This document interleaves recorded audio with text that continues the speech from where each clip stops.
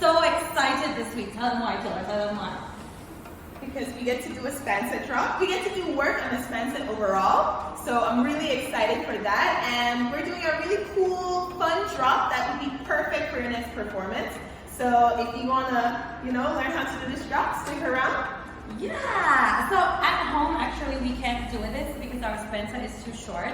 And also the height of our rig is too short. But today we are where we actually started. We did our first aerial class ever. So it's kind of nostalgic. Yeah. I've been saying, "Aww," all day long. Yeah. She hates it. But I'm just like, oh, this is where we began aerial. This is where we fell in love with aerial like 3 years ago. So we're really happy to be back in the studio and to be able to do this drop and show you guys how to do it as well. Yes. Okay, so as always, remember that like this routine to like the video and subscribe to our channel, ping the notification bell so that you can know whenever we upload a new video for you. We try to get one out to you every single week, so Monday or Tuesday, depending on where you are in the world. So remember to like, subscribe, and turn on the notifications so that you can know when we release another video. And if you want to see these routines along with music, you can check out our Instagram. We also, as always, have a link to our short to the routine up there. So always check that out. You can see it sync to the music, and we also leave the music in the description box, the exact song and a link to that as well on YouTube. So all the information is there for you. So we're excited. Yeah. Are you excited to do this show? Yes. We should talk about safety though, because it's super important. As you can see, we have a crash net here, and I have attempted this drop before in the past. So I went to class and learned how to do this drop. So just make sure that you follow the instructions carefully. If you want to attempt it at home, make sure that you have someone there with you. That's super important. Don't try this drop by yourself, or you'll end up like some people who always, try to do it by themselves and are usually successful, but it's not safe. So you don't want to end up with a concussion. So definitely make sure. Always point at me or look at me every time you say concussion. I feel like it's your favorite word. Karina doesn't go to the hospital for sickness or anything. She goes when she has concussions. Those are the best times for her to go to the hospital. I'm like a football player, okay? Yeah, I guess. So just remember to be safe. Make sure you have crash mats. Make sure that you have the space that you have is clear enough to do it, so you don't fall into the floor. Make sure you have someone there, and if you can attend this in class before, that's great. If not, follow very carefully to make sure that you are safe. And grab your aerial bike so they can help you. Yeah, very important. Yeah, so we can start. Taylor will be showing us how to get onto the hoop and how to start the spin. So she will start by hooking her right leg onto the bottom of the hoop and hooking up her knee. Her hands hold high and try to be as centered as possible. Then she leans forward and pivots off of her left foot, and that's how she starts turning backwards. She does about 3 or 4 turns. However, these turns are done very slowly because we don't want to spin very fast as we get into the routine. So then she points the leg that is on the hoop and she lifts her other leg off so that she can get into the position to step her left leg onto the hoop, bring the right foot onto the hoop again, and this will slow your spin down so that you don't spin like crazy uncontrollably whenever you're trying to do the next part.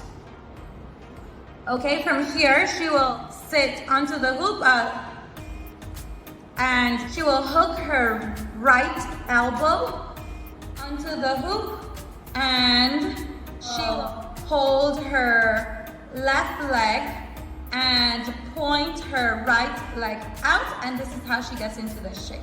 She will hold here for a bit before returning to the hoop and going onto the top. Here she will separate the Spanset and go into it. So she will go in from starting with her right hand and she will turn her body around so that the hoop will basically stay behind her. She will put in her left hand afterwards, and here she will turn, and here you'll see how the hoop basically will stay behind her.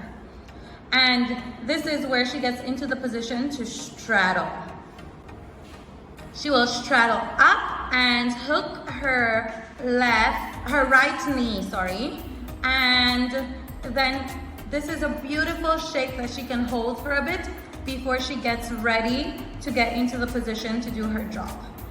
So, to get into the drop position, she's going to hold the hoop with her right hand and bring it over her body before she holds onto the Spanset. And then she'll bring her body up and pull up, and the Spanset that is at her right leg, she'll bring it between her butt. So here is where she's in the position to do the drop. From here, she will let go both of her hands at the same time while keeping her legs separated and holding onto the hoop so she can do the drop.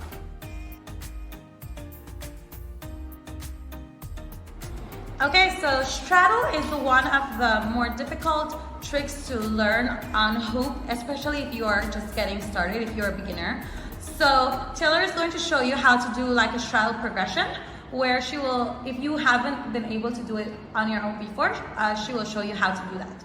So you start off by grabbing onto the bottom of the hoop, and you will have to kind of pull yourself up and jump up a little. If you don't have the strength to pull up, then you turn your body over and hook your legs on the side of the hoop so that you can get into position. Then you release your legs. And here a lot of people find that they have a big space between their pelvis and the hoop itself. Your straddle should actually be able to touch the hoop. Yes, like that. So we will give you an exercise to help you to do that.